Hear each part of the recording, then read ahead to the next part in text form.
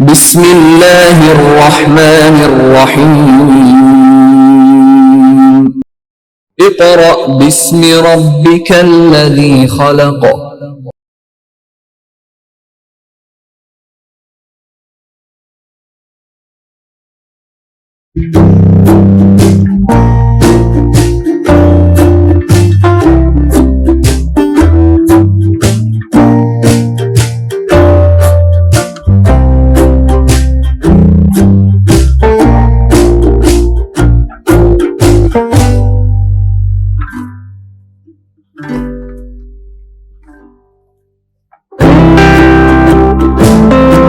Bismillahirrahmanirrahim.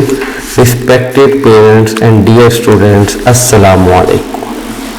Student, last lectures हमने unit number 1 को discuss किया और उसको कंप्लीट किया। आज हम अपना यूनिट नंबर 2 स्टार्ट करेंगे।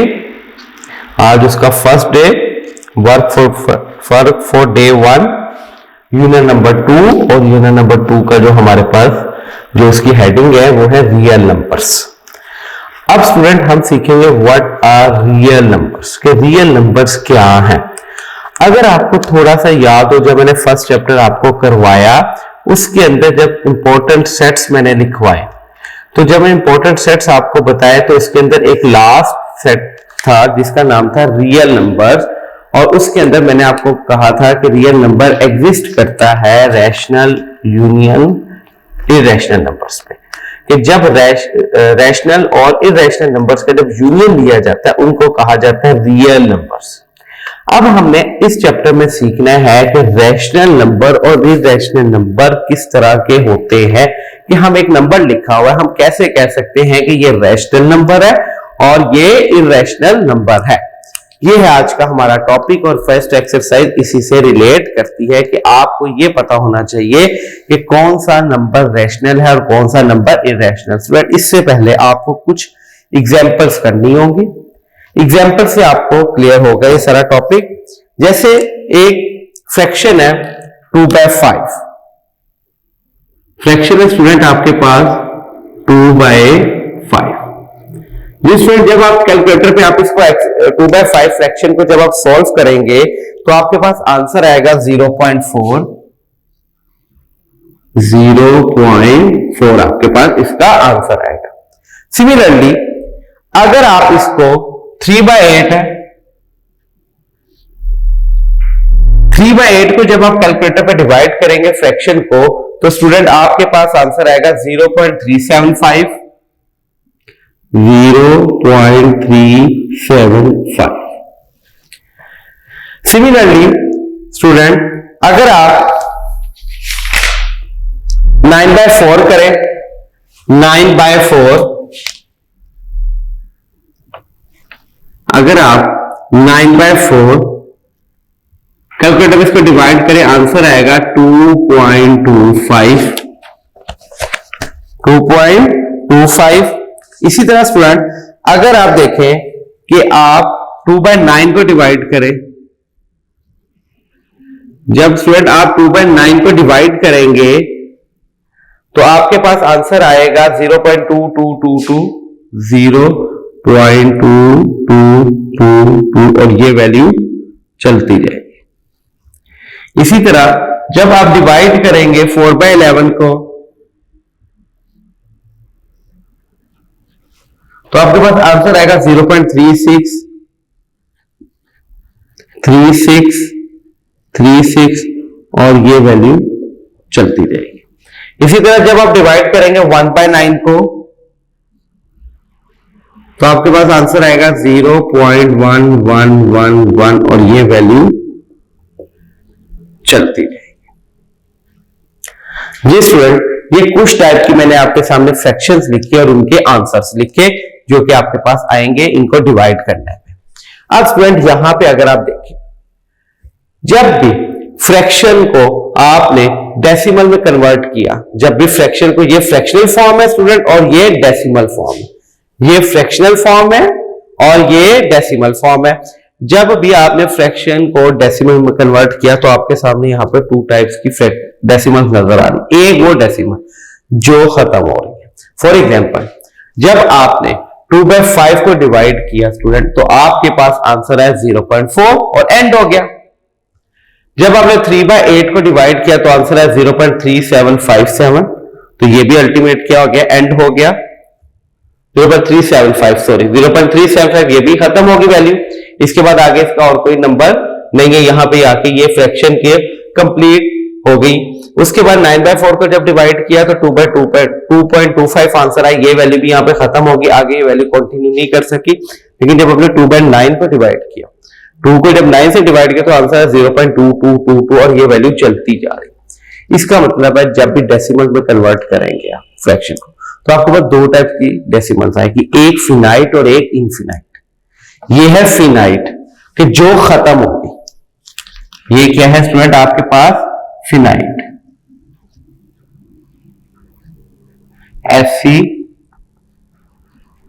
FINITE फिनाइट है ये आपके पास। फिनाइट नंबर पे इनकी वैल्यूज डिजिट्स खत्म हो गए, ये जो डिजिट्स थे फिनाइट थे ये खत्म हो गए, तो इसको क्या नाम है फिनाइट। अब फिनाइट के अंदर स्टूडेंट एक बात, और ये कौन सी है जो चलती जा रही है स्टूडेंट, ये है इनफिनाइट डिजिट्स पे, ये वैल्यू चलती जा रही है।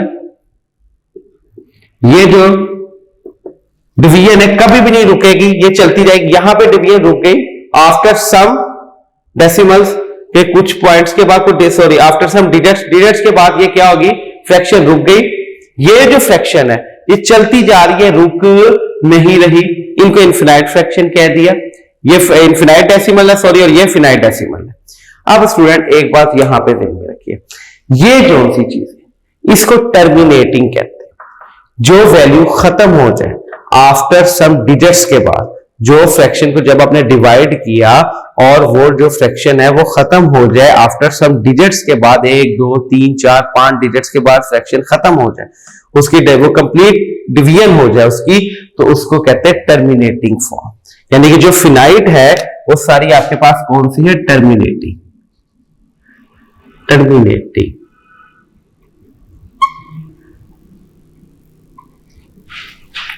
जैसे कि स्टूडेंट आपकी book page number unit number 2 page number 18 according to PTB terminating decimal fraction की डेफिनेशन लिखी, the decimal fraction in which the number of digit after the decimal point are finite. कि डेसिमल पॉइंट के बाद जो digit है, ये देखिए decimal points के बाद जो डिजिट्स है वो फिनाइट हो, जिनको हम काउंट कर सके और वो खत्म हो जाए, ऐसी फ्रैक्शन को क्या नाम दिया जाएगा, टर्मिनेटिंग फ्रैक्शन।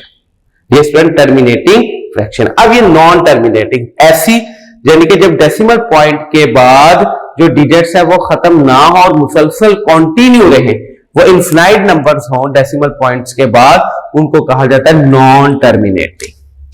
स्टूडेंट इनको क्या नाम दिया जाता है, नॉन टर्मिनेटिंग।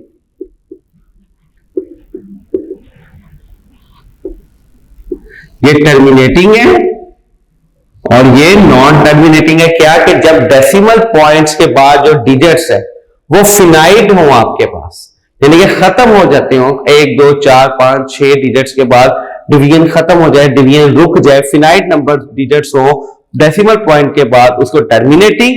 और अगर इनफिनाइट डिजिट्स हो डेसिमल पॉइंट्स के बाद, उसको नॉन टर्मिनेटिंग कहते हैं। अब स्टूडेंट नॉन टर्मिनेटिंग आगे दो तरह की आगे हो जाएगी हमारे 2 टाइप्स, एक होगी रिकरिंग, एक होगी नॉन रिकरिंग। यानी कि एक होगी हमारे पास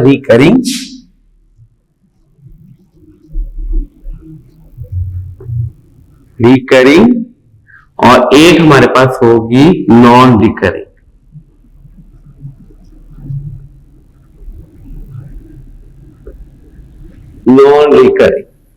अब रिकरिंग और नॉन रिकरिंग में क्या फर्क है स्टूडेंट, डेसिमल पॉइंट के बाद अगर डिजिट्स रिपीट होते जाए, रिकरिंग को कहते हैं रिपीटेड, यानी कि जहां पे डिजिट्स रिपीट हो जाए वो रिकरिंग, और जहां पे नॉन रिपीटेड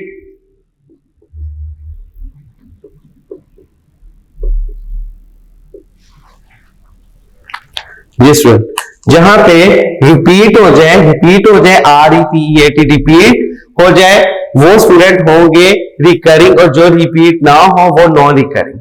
अब देखें स्टूडेंट, अगर आप देखें ये फ्रैक्शन के ऊपर यहां पे डेसिमल पॉइंट के बाद देखिए 2 2 2 2 2 2 चलता जा रहा है, यानी कि 2 2 कितनी दफा चल रहा है, इनफिनाइट टाइम्स, ये रुक नहीं रहा, ये चलता ही जा रहा है ये नॉन टर्मिनेटिंग, क्योंकि ये वैल्यू जो डेसिमल पॉइंट के बाद जो डिजिट्स है वो फिनाइट नहीं इनफिनाइट है, कॉन्टिन्यूटी ये साथ चलते जा रहे हैं, लेकिन रिपीट हो रहे हैं आफ्टर इंटरवल। ये देखें 2 2 2 2 2, ये जो सी है डेसिमल, ये जो फ्रैक्शन है 2/9, दिस इज अ रिकरिंग और रिपीटिंग 2/9, ये देखिए 2/9, 0.22222। उसके बाद देखिएगा स्टूडेंट 4/11, अब ये देखें 4/11 डेसिमल पॉइंट के बाद जो डिजिट्स है वो इनफिनाइट है, चलते जा रहे हैं, रुक नहीं रहे, इसलिए इसको क्या नाम दे दिया, नॉन टर्मिनेटिंग। अब नॉन टर्मिनेटिंग में आपने आगे फर्दर डिसाइड करना है कि रिकरिंग है कि नॉन रिकरिंग है, रिपीटेड है कि नॉन रिपीटेड। आप डेसिमल पॉइंट्स के बाद डिजिट्स देखें 0.36, फिर 36 रिपीट हो गया, फिर 36, इसके बाद फिर आएगा 36, फिर उसके बाद 36, यानी कि ये रिपीट हो रहा है, मुसलसल रिपीट हो रही है इसकी वैल्यू। तो ये 4/11 भी क्या होगी, रिपीटेड, यानी कि रिकरिंग होगी 0.36 36 36 और ये चलती जा रही है। सिमिलरली स्टूडेंट ये देखिएगा 1/9 0.11111 चलती जा रही है, इनफिनाइट टाइम्स ये वैल्यू एंड नहीं हो रही, इसलिए ये non repeated non terminating, non terminating और रिपीटिंग है ये वैल्यूज। अब बात आ गई नॉन रिपीटेड में। नॉन रिपीटेड किसे कहते हैं कि जो वैल्यू चलती जाए, नॉन टर्मिनेटिंग हो एंड उसका ना हो तो पर रेपिटेशन ना हो, डिजिट्स में रेपिटेशन ना हो। फॉर एग्जांपल स्टूडेंट अगर आप देखें इसकी एग्जांपल को तो √2 स्क्वायर रूट 2 की वैल्यू स्टूडेंट क्या है आपके पास 1.412141353562 और ये वैल्यू चलती जा रही है। ये देखिए एक तो डेसिमल पॉइंट के बाद जो डिजिट्स है वो इनफिनाइट है, वो चलते जा रही है, तो होगी नॉन टर्मिनेटिंग। नॉन टर्मिनेटिंग आगे मैं आपको बता रहा हूं कि एक होती है रिकरिंग, एक नॉन रिकरिंग, एक को रिपीटेड कहते हैं, एक को नॉन रिपीटेड वैल्यूज कहते हैं। अब देखें इसके बाद डेसिमल पॉइंट के बाद कोई वैल्यू भी रिपीट नहीं हो रही। अब देखें स्टूडेंट क्या कंफ्यूज होते हैं, वो कहते हैं स्टूडेंट 2 यहां पे भी आ रहा है, 2 यहां पे भी आ रहा है, अगरचे आ रहा है, लेकिन एक पेयर तो नहीं ना बन रहा, सेट तो नहीं ना बन रहा एक नंबर का। जैसे ये देखें 0.36 36 के बाद फिर 36 के बाद फिर 36, यहां पे 2 का एक ब्लॉक बन गया, वो ब्लॉक हर बात क्या हो रहा है, रिपीट हो रहा है। यहां पे कोई ये देखिए यहां पे 1 का ब्लॉक बना और वही ब्लॉक क्या हो रहा है, रिपीट हो रहा है, लेकिन यहां पे आप देखें कोई ब्लॉक ही नहीं बन रहा, बस वैल्यूज आ रही है, डिवाइड होकर लिखी जा रही है और चलती जा रही है, रुक ही नहीं रही। दीज आर नॉन टर्मिनेटिंग और नॉन रिपीटेड या नॉन रिकरिंग। आपके जो लेवल पे जो बुक पे वर्ड यूज हुआ वो नॉन रिपीटेड का और नॉन रिकरिंग का वर्ड यूज नहीं हुआ। सिमिलरली स्टूडेंट पाई आपको पता है एक कांस्टेंट है जिसकी वैल्यू होती है 3.14, यहां पे लिखा हुआ 3.141592 और ये वैल्यू चलती जा रही है। देखिए कोई एक ब्लॉक रिपीट नहीं हो रहा, कोई वैल्यू इस तरह की स्पेसिफिक ऑर्डर से रिपीट नहीं हो रही, बस वैल्यूज है और ये कंटिन्यू है, चलती जा रही है इनफिनाइट टाइम्स। तो these are non terminating non recurring. फिर एक दफा मैं आपको बात बता दूं कि जो आपका टॉपिक है वो है कि आपने टर्मिनेटिंग और नॉन टर्मिनेटिंग फ्रैक्शन में डिवीजन करनी है, डिस्टिंग्विश करना है कि कौन सी टर्मिनेटिंग है कौन सी नॉन टर्मिनेटिंग है। स्टूडेंट ये जो बेस है ये बेस है रैशनल और रैशनल और इरैशनल नंबर्स की, कि आपको जब ये क्लियर हो जाएगा कि कौन सी फ्रैक्शन टर्मिनेटिंग है कौन सी नॉन टर्मिनेटिंग है, फिर नॉन टर्मिनेटिंग के आगे कौन सी ये रिकरिंग है कि नॉन रिकरिंग है। जब इनमें आपको डिस्टिंग्विश हो जाएगा, फर्क करना आ जाएगा, तो रैशनल और इरेशनल में फर्क करना आपके लिए बहुत ज्यादा इजी हो जाएगा और वो आपका कॉन्सेप्ट क्लियर हो जाएगा। मैं फिर ये तमाम लेक्चर जो मैंने आपको एक्सप्लेन किया एक दफा दोबारा बताने जा रहा हूं। स्टूडेंट, आपके पास थी फ्रैक्शन, फ्रैक्शन को आपने कन्वर्ट करना था डेसिमल फॉर्म में। डेसिमल फॉर्म होती जिसमें पॉइंट आ जाए, फ्रैक्शन होती जिसको हम ओवर फॉर्म में लिखें। दीज आर फ्रैक्शनल फॉर्म्स और दीज आर डेसिमल फॉर्म। ये फ्रैक्शनल फॉर्म है और ये डेसिमल फॉर्म्स है। अब देखिएगा स्टूडेंट, मैंने आपको बताया फ्रैक्शन आगे आपके पास टू टाइप्स की बन जाएगी। एक ऐसी फ्रैक्शन बनेगी कि जब डेसिमल पॉइंट के बाद, जब उस फ्रैक्शन को डिवाइड किया तो डेसिमल पॉइंट्स के बाद जो डिजिट्स है वो फिनाइट हो, जिनको आप काउंट कर सके। तो स्टूडेंट जैसे देखिएगा 2/5 को आपने डिवाइड किया तो आंसर है आपके पास 0.4। तो 0.4 का मतलब है कि ये इसके जो डेसिमल पॉइंट के बाद जो डिजिट्स है वो फिनाइट है, काउंटेड है, काउंट कर सकते हैं आप। तो ये जो फिनाइट नंबर्स होते हैं डेसिमल पॉइंट के बाद, उस फ्रैक्शन को कहा जाता है टर्मिनेटिंग फ्रैक्शन। कि यहां पे टर्मिनेट होगी, ये फ्रैक्शन एंड होगी, इसके बाद ये कंटिन्यू नहीं है, इसलिए इसको टर्मिनेटिंग फ्रैक्शन का नाम दिया गया। फिर मैं एक दफा रिपीट कर दूं कि जब डेसिमल पॉइंट के बाद जो डिजिट्स हैं स्टूडेंट वो अगर काउंटेबल हो, स्पेसिफिक हो और फिनाइट हो, जिनको आप काउंट कर सके, तो ऐसी फ्रैक्शन को कहा जाता है टर्मिनेटिंग फ्रैक्शन। अब बात आ गई non terminating fraction. Non terminating fraction का मतलब कि जब डेसिमल पॉइंट्स के बाद जो डिजिट्स है वो कंटिन्यू रेट चलते जाए, रुके ही ना, इनफिनाइट डिजिट्स हो। डेसिमल पॉइंट्स के बाद जब जो डिजिट्स है वो इनफिनाइट टाइम्स आ जाए, इनफिनाइट डिजिट्स हो जिनको आप काउंट ना कर सके, कंटिन्यू रेट चलते जाए, उसको नाम दिया जाता है ऐसी फ्रैक्शन को नॉन टर्मिनेटिंग फ्रैक्शन। जिस नॉन टर्मिनेटेड आगे टू टाइप्स की होगी, रिकरिंग और नॉन रिकरिंग। अब ये दोनों ही नॉन टर्मिनेटिंग की टाइप्स है, तो लिहाजा हम ये कह सकते हैं एक तो होगी टर्मिनेटिंग फ्रैक्शन, एक होगी रिकरिंग फ्रैक्शन और एक होगी नॉन रिकरिंग। बात खत्म। क्योंकि ये दोनों किसकी टाइप्स है? नॉन टर्मिनेटिंग की। तो हम लोग इस तरह इसकी टाइप्स बना लेते, एक टर्मिनेटिंग फ्रैक्शन, एक रिकरिंग फ्रैक्शन और एक नॉन रिकरिंग फ्रैक्शन, यानी कि एक रिपीटेड और एक नॉन रिपीटेड। ये थ्री टाइप्स आपके पास बन गई और ये आपके जहन में होना चाहिए कि जो रिपीटेड और नॉन रिपीटेड टाइप्स है वो किसकी टाइप्स है? नॉन टर्मिनेटिंग की टाइप्स है।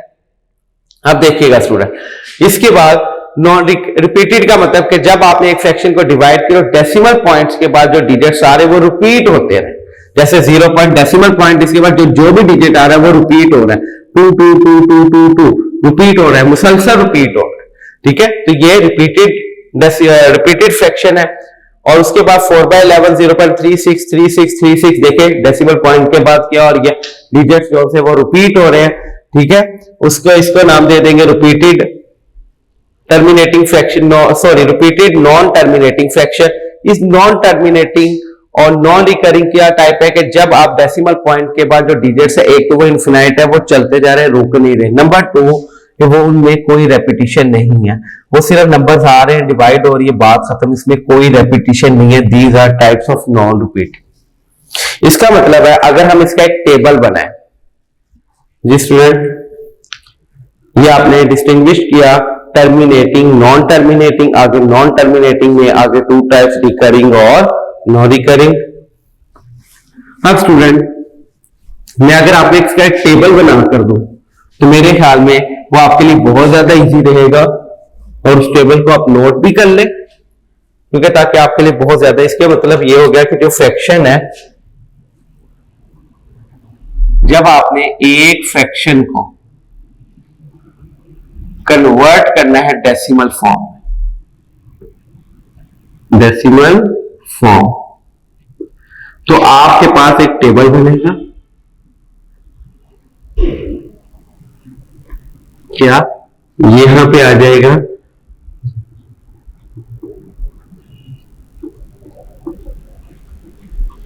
टर्मिनेटिंग और ये आ जाएगा आपके पास नॉन टर्मिनेटिंग।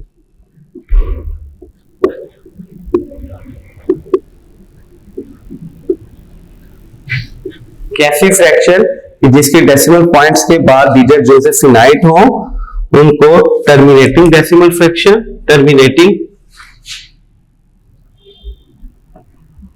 डेसिमल फ्रैक्शन, और ये नॉन टर्मिनेटिंग डेसिमल फ्रैक्शन। अब देखिएगा टर्मिनेटिंग की एग्जांपल जो आपके पास 2-4 होंगी, वो है 9/4। यहां पे आप लिख लें 9/4। 9/4 का मतलब स्टूडेंट 2.25। सिमिलरली स्टूडेंट आपके पास दूसरी एग्जांपल्स जो मैंने लिखवाई है आपको,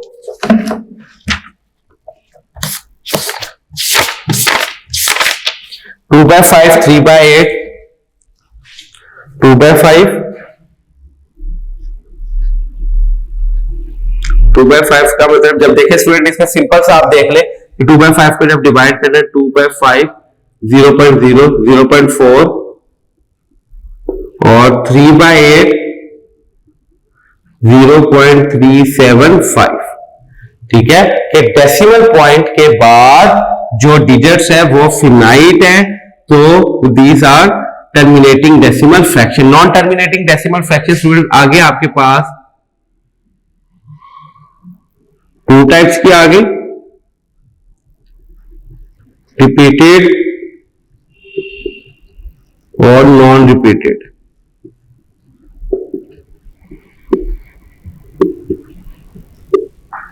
रिपीटेड की एग्जांपल देखिएगा 1/9। 1/9 का मतलब 0.1111 और ये वैल्यू चलती जा रही है। और नॉन रिपीटिंग √2। √2 की वैल्यू स्टूडेंट आपके पास होती है 1.41, 1.412, 1515 और ये वैल्यू कॉन्टिन्यूटी के साथ चलती जा रही है। ये है √2 की value.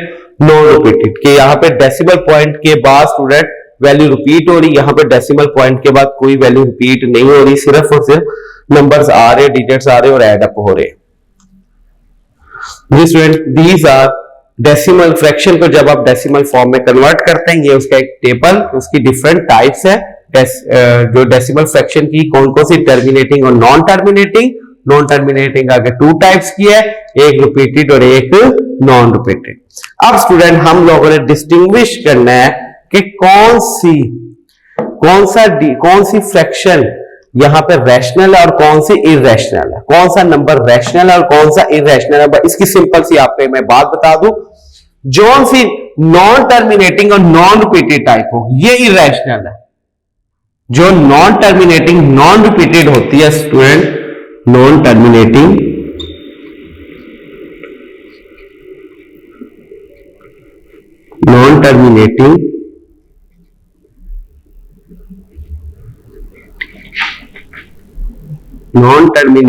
And non repeated,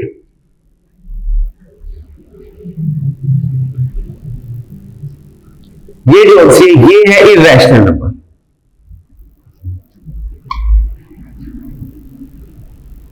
irrational numbers. और जो सी बाकी है टर्मिनेटिंग है या रिपीटेड है, ये क्या है रैशनल नंबर।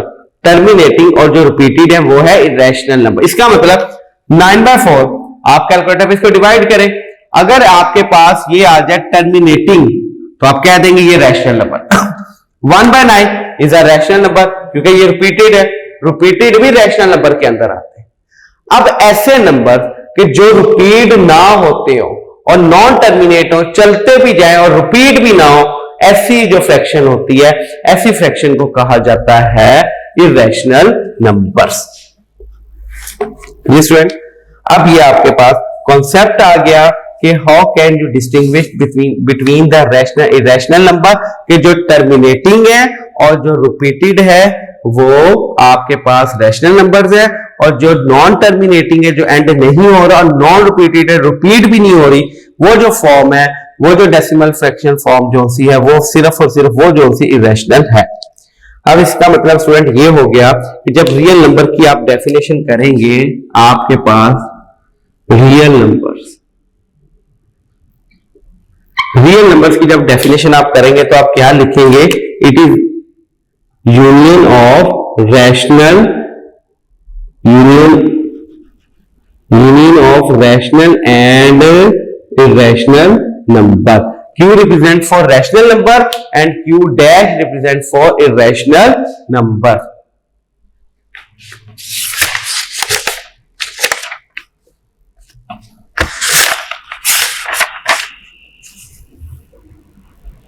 ये student, this is the definition of real number. क्या कि रियल नंबर है यूनियन है किसका, रैशनल नंबर और इरेशनल नंबर, यानी कि जब रैशनल नंबर और इरेशनल नंबर को जब आप कंबाइन करके लिख देंगे यूनियन फॉर्म में, कंबाइन करके लिख देंगे तो जो वो सेट बनेगा उसको रियल नंबर्स का सेट कहते हैं। एक बात और ध्यान में रखिएगा, जितने भी नंबर है सारे रियल नंबर्स हैं, जितने भी मैथमेटिक्स के अंदर नंबर्स हैं वो सारे के सारे रियल नंबर्स ही हैं, ठीक है। क्योंकि आपके पास दो टाइप्स के नंबर्स आ जाएंगे, या वो रैशनल होंगे या वो, कोई भी आप नंबर देख ले, या वो रैशनल है या वो इरेशनल है। जब आप इन दोनों का यूनियन करेंगे तो वो रियल नंबर बन जाएगा। We can say that every number is a real number, ठीक है जी। Every number is a real number, हर नंबर जो है real number, but every real, हाँ जी सर जी student, every number is a real number, कि जो सा हर नंबर है वो आपके पास रियल नंबर है। उसके बाद स्टूडेंट आप एक्सरसाइज 2.1 देखते हैं। अब हम convert the following rational number into the decimal fraction. आपने एक्सरसाइज 2.1 के अंदर जो ये लिखा हुआ 5/7, 3/5, क्वेश्चन नंबर 1 एक्सरसाइज 2.1 और पेज नंबर 20 के ऊपर स्टूडेंट आपने कन्वर्ट करना है फ्रैक्शन को डेसिमल फ्रैक्शन में, कौन सेपरेट करना है, आपने बताना है कि कौन सी टर्मिनेटिंग और कौन सी non terminating. This is your assignment student, कि आप 5/7 को डिवाइड करें और देखें क्या आंसर आता है। कि जो इसके फ्रैक्शन है वो डेसिमल फ्रैक्शन, डेसिमल पॉइंट के बाद फ्रैक्शन रुक जाती है कि चलती जाती है। अगर ये रुक जाती है तो आप सिंपल सा नीचे मेंशन कर देंगे it is a terminating fraction, और अगर ये फ्रैक्शन चलती जाती है रुकती नहीं है तो आगे मेंशन कर दे आप नॉन टर्मिनेटिंग। उसके बाद question number 2, convert the following rational number into the decimal fraction and separate the repeating and non repeating decimal. कि फिर आपने जैसे 3/7 को आपने डिवाइड करना है तो आपने बताना है कि ये टर्मिनेटिंग है कि नॉन टर्मिनेटिंग। अगर ये नॉन टर्मिनेटिंग है तो इसमें कौन सी टाइप है, रिपीटिंग है कि नॉन रिपीटिंग। आप देखिएगा कि अगर पॉइंट के बाद, डेसिमल पॉइंट के बाद जो डिजिट्स है वो रिपीट होते जाए, ठीक है, रिपीट होते जाए, तो आप कह देंगे दिस इज अ रिपीटेड, और अगर रिपीट ना हो तो वो क्या कह देंगे, नॉन रिपीटेड। इतना सा ये एक्सरसाइज 2.1 है और ये आपकी असाइनमेंट है, ये आपने खुद सॉल्व करना है स्टूडेंट। अगर आपको फिर भी कोई प्रॉब्लम हो तो आप हमसे राब्ता कर सकते हैं स्टूडेंट। इसकी आप प्रैक्टिस कीजिएगा ताकि आपको ये कॉन्सेप्ट क्लियर हो सके। अल्लाह हाफिज स्टूडेंट, अपना ख्याल रखिएगा। अस्सलामु अलैकुम।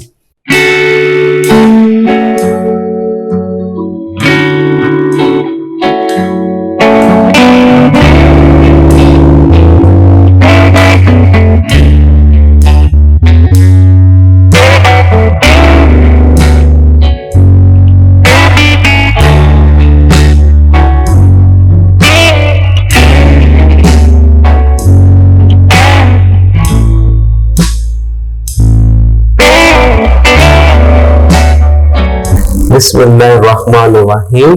Respected parents and dear students, Assalamu alaikum. Ji students, last lecture के अंदर वर्क फॉर डे 1 के अंदर स्टूडेंट हमने जो डिस्कस किया वो था रैशनल और इरेशनल नंबर्स को, कि हम लोग कैसे रैशनल और इरेशनल नंबर में फर्क कर सकते हैं। उसके लिए हमने ये देखा कि हमारे पास जो फ्रैक्शन है वो उसको जब डेसिमल में कन्वर्ट करते हैं तो हमारे पास 2 टाइप्स बन जाती है, एक टर्मिनेटिंग और एक नॉन टर्मिनेटिंग। टर्मिनेटिंग ऐसी डेसिमल फ्रैक्शन होती है कि जब हम उसको डिवाइड करते हैं तो डेसिमल पॉइंट के बाद जो डिजिट्स होते हैं वो फिनाइट होते हैं, जिनको जो इजीली काउंटेबल हो सकते हैं वो फिनाइट होते हैं, ठीक है। इसको कहा जाता है terminating decimal fraction. Non terminating decimal fraction student आपके पास होती है कि जब डेसिमल पॉइंट के बाद जो डिजिट्स है जो वो इनफिनाइट हो, वो चलते जाए रुके ना, वो जो होती है नॉन टर्मिनेटिंग होती है। अब नॉन टर्मिनेटिंग में हमने 2 टाइप्स पढ़ी थी, रिकरिंग और नॉन रिकरिंग, यानी कि रिपीटेड और नॉन रिपीटेड। रिपीटेड ये कि डेसिमल पॉइंट के बाद जो डिजिट्स है वो रिपीट हो, उनको रिपीटेड फ्रैक्शन का नाम दे दिया, और जो रिपीट ना हो वो नॉन रिपीटेड का नाम हमने उसको दे दिया। फिर हमने कहा कि कैसे आप फर्क करेंगे कि रैशनल और इरेशनल नंबर में। मैंने आपको इसका सिंपल सा मेथड बता दिया कि जो टर्मिनेटिंग है और जो रिपीटेड है, टर्मिनेटिंग और जो रिपीटेड डेसिमल फ्रैक्शन है, ये दोनों जो सी है ये है रियल नंबर, रैशनल नंबर। और इरेशनल नंबर कौन सी? जो नॉन रिपीटेड है और नॉन टर्मिनेटिंग। एक तो वो चलती जा रही है, टर्मिनेट भी नहीं हो रही, और एक वो नॉन रिपीटेड है कि वैल्यू भी रिपीट नहीं हो रही उनके जो अंदर है। तो ऐसी जो सी फ्रैक्शन होगी वो इरेशनल नंबर्स की होगी। रियल नंबर्स का मैंने बताया आपको कि रियल नंबर्स क्या है कि it is the set union of rational और इरेशनल नंबर का जो यूनियन होता है उसको रियल नंबर्स कहते हैं। उसके बाद मैंने आपको लास्ट में एक बात बताई कि every number is a real number, के हर नंबर जो सा है वो रियल नंबर है। जिसमें यहां तक था हमारा last lecture work for day 1। अब हम स्टार्ट करेंगे एक्सरसाइज 2.2 जिसके अंदर है आपने स्क्वायर्स फाइंड करने हैं। स्क्वायर किसे कहते हैं स्टूडेंट? स्क्वायर की डेफिनेशन ये की जाती है कि जब आप एक नंबर को उसी अपने ही नंबर के साथ मल्टीप्लाई करते, जब एक नंबर को अपने ही नंबर के साथ मल्टीप्लाई करते, जैसे 13 है, 13 को मल्टीप्लाई कर दिया आपने 13 के ही साथ, तो उस टाइम जो हमारे पास प्रोडक्ट हासिल होगा that is called a square. For example एक नंबर 13 था, आपने 13 को इटसेल्फ उसी से ही मल्टीप्लाई कर दिया, 13 से ही, 13 मल्टीप्लाई बाय 13, तो आपने जो इसका प्रोडक्ट लिया, प्रोडक्ट का मतलब होता है मल्टीप्लाई करके जो आंसर आता है उसको प्रोडक्ट कहते हैं। जो प्रोडक्ट आपके पास आया स्टूडेंट वो है 169, तो 169 जो सा हुआ वो स्क्वायर हो गया किसका? 13 का।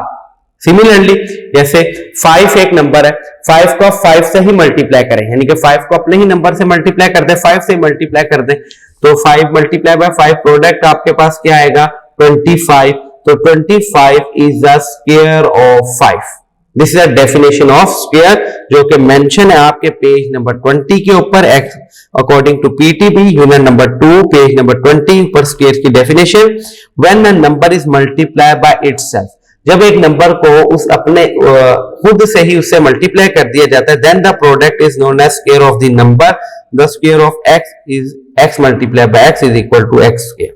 अब इस चैप्टर में आपने स्क्वायर फाइंड करना है। स्क्वायर फाइंड करने के स्टूडेंट वो यहाँ पे आपको 3 मेथड सिखा रहा है कि आप किस मेथड से आप स्क्वायर फाइंड कर सकते हैं। सबसे पहले एक्सरसाइज 2.2 क्वेश्चन नंबर 1 को हम डिस्कस करते हैं स्टूडेंट।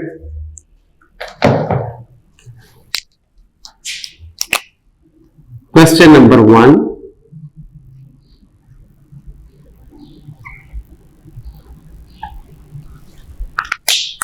आपने स्टूडेंट स्क्वायर फाइंड करना है। First part solution. स्टूडेंट आपने स्क्वायर फाइंड करना है 7 का।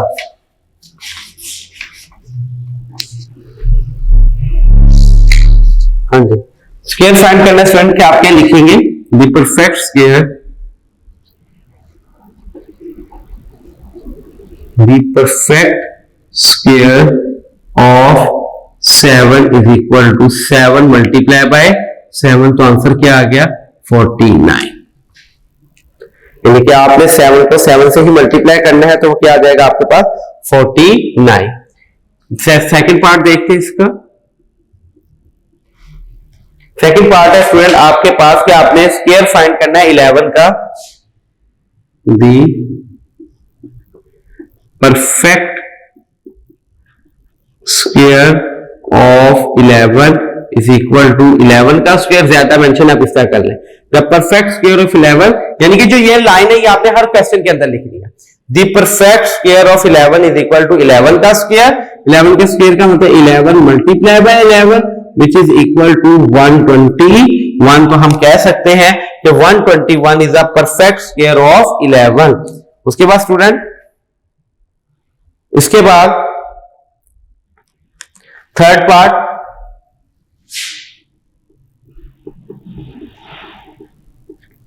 आपने स्टूडेंट परफेक्ट स्क्वायर फाइंड करना है 19 का। परफेक्ट स्क्वायर स्टूडेंट फाइंड करना है आप लोगों ने 19 का। 19 का किस तरीके से मेंशन किया जाएगा?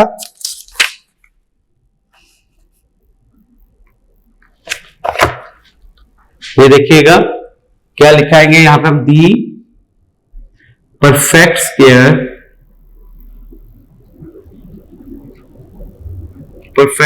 of 19 is equal to 19 multiply by 19, तो सॉरी 19 का स्क्वायर, 19 के स्क्वायर का मतलब 19 multiply by 19 which is equal to 361। जिसमें 19 को जब 19 से मल्टीप्लाई करेंगे तो आंसर क्या आएगा 361। सिमिलरली स्टूडेंट आप 25 का, 37 और 75 का स्क्वायर रूट भी फाइंड आउट कर सकते हैं। ये इसका था simplest method to find the square root of the given number, to find the square of the given number. कि अगर आपके पास एक नंबर गिवन हो, आप उसका स्क्वायर कैसे फाइंड कर सकते हैं कि आप उस नंबर को उसी से मल्टीप्लाई करते हैं। जिस तरह आप इसकी एग्जांपल्स हम थोड़ी सी देख लेते हैं। जैसे हम कहे 36, आप कहेंगे 36 is a square of 6, you 6 multiply by 6 is equal to 36। जो 36 है वो स्क्वायर है किसका, 6 का। 49 स्क्वायर है स्टूडेंट 7 का, क्योंकि 7 multiply by 7 is equal to 49। Similarly 81 is a square of 9, why? Because 9 multiply by 9 is equal to 81। 64 किसका स्क्वायर होगा स्टूडेंट, 8 का, 8 multiply by 8 is equal to 64। इसी तरह स्टूडेंट अगर देखा जाए 121 किसका स्क्वायर होगा, 11 का। 144 किसका स्क्वायर होगा, 12 का, कि 12 multiply by 12 is equal to 144। 169 किसका स्क्वायर होगा, 13 का, क्योंकि 30 का जो स्क्वायर है। जी स्टूडेंट उम्मीद है कि टॉपिक आपको क्लियर होगा। तो 169 किसका स्क्वायर है, 13 का। 13 multiply by 13 is equal to 169। अब स्टूडेंट नेक्स्ट देखिएगा, आपने स्क्वायर फाइंड करने हैं किसके, समेशन पैटर्न के ऊपर। अब समेशन पैटर्न स्टूडेंट आपके पास 2 टाइप्स का वो यहां पे दे रहा है। देखिएगा समेशन पैटर्न के ऊपर आपने स्क्वायर फाइंड करने हैं।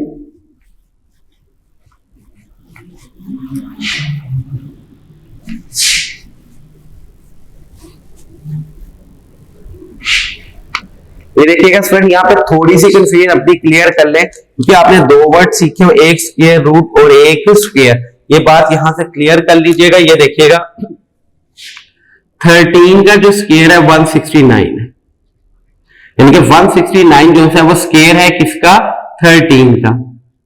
तो 169 का स्क्वायर रूट क्या होगा, 13। 13 is a square root of 169 and 169 is a square of 13। ये बात क्लियर ध्यान में रख लीजिएगा। उसके बाद अब आपने स्क्वायर फाइंड करना है समेशन पैटर्न के ऊपर, जैसे है 6 स्क्वायर। अब method 1,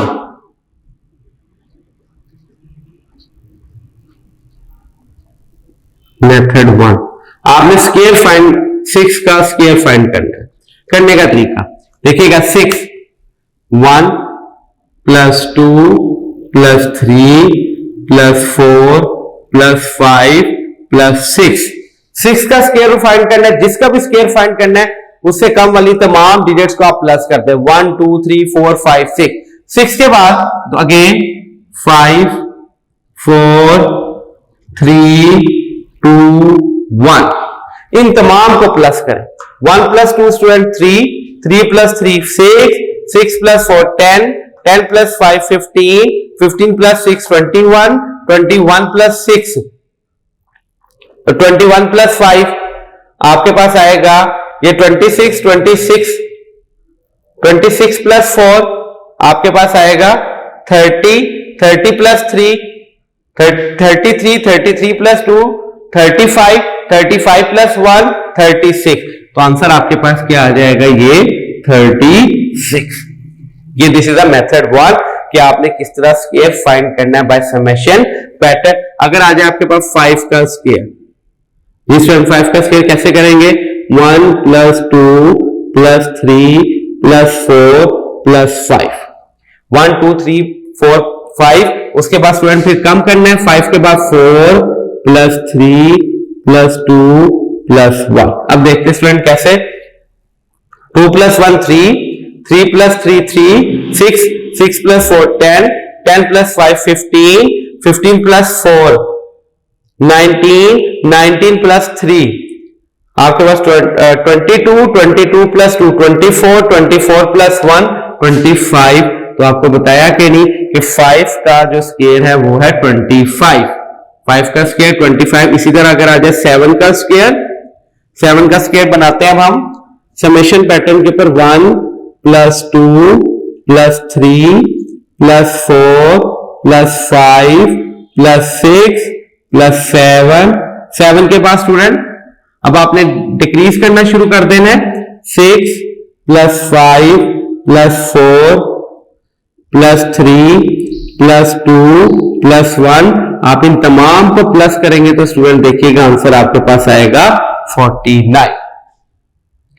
this is the method to find the square by summation pattern. Summation pattern में मेथड नंबर 1, अब इसी तरह समेशन पैटर्न का मेथड नंबर 2 जो कि है रियल नंबर और ऑड नंबर्स का मेथड 2। मेथड 2 देखिएगा स्टूडेंट, इसका आपने 6 का स्क्वायर फाइंड करना है। इसका method 2 odd numbers. Odd numbers किन्हें कहते हैं स्टूडेंट कि जो सिर्फ जो 2 के टेबल पे डिवाइड नहीं होते उनको ऑड नंबर्स कहा जाता है। अब फर्स्ट 6 ऑड नंबर्स का सम कर ले। First 6 odd number, odd numbers कौन कौन से?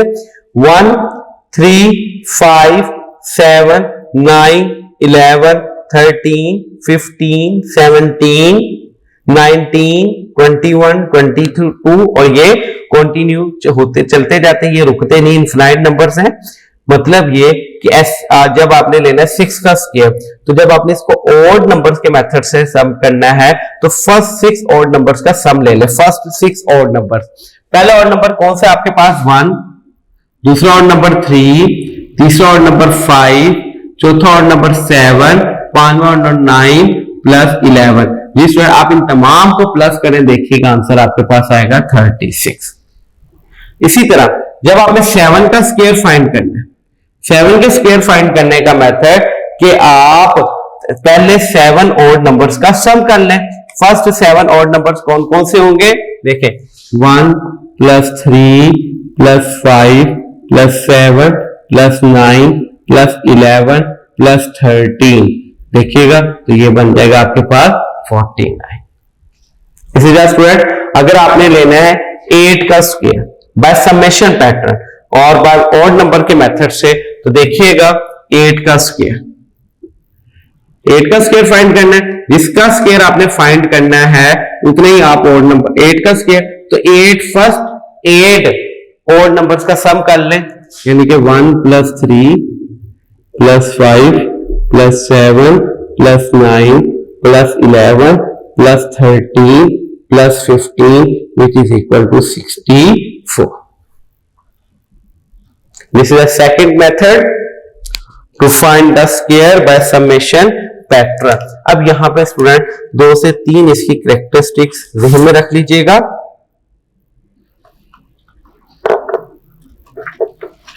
हर जो ऑड नंबर जब भी हमने स्क्वायर फाइंड करना है समेशन पैटर्न, वो हमेशा 1 से स्टार्ट हो रहा है, वो हमेशा 1 से स्टार्ट हो रहा है। देखिएगा वो हमेशा 1 से स्टार्ट हो रहा है।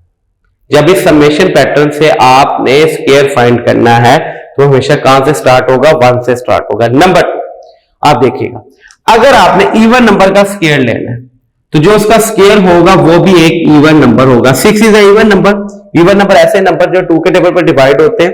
जब आपने 6 का स्क्वायर लिया, 6 इज इवन नंबर, तो जो उसका आंसर आएगा वो भी एक इवन नंबर होगा।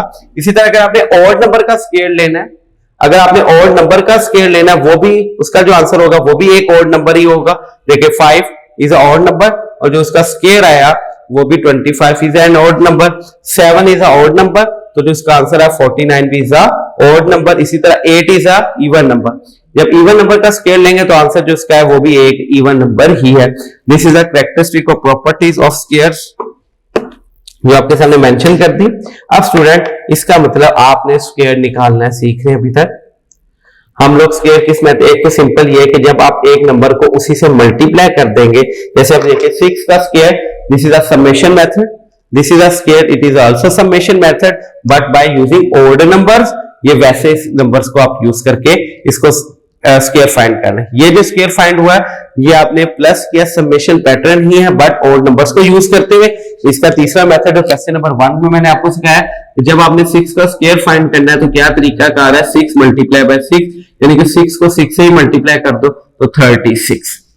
यहां पे हमने स्क्वायर एक फाइंड करने सीखे आज हमने, और इसके जो बाकी क्वेश्चन है ये स्टूडेंट वो तमाम आपकी असाइनमेंट है ताकि आप घर बैठ के प्रैक्टिस करें और ये आपको इसका कॉन्सेप्ट क्लियर हो जाए। एक्सरसाइज आपको क्लियर, एक्सरसाइज 2.2 अब खत्म होगी हमारे पास। नेक्स्ट जो लेक्चर होगा स्टूडेंट हमारे पास यहाँ पे था स्क्वायर फाइंड करने का तरीका। नेक्स्ट लेक्चर में हम सीखेंगे अब स्क्वायर रूट फाइंड करने का। बाकी कंप्लीट जो चैप्टर है उसके अंदर ज्यादातर अब स्क्वायर रूट ही आपने फाइंड करना है।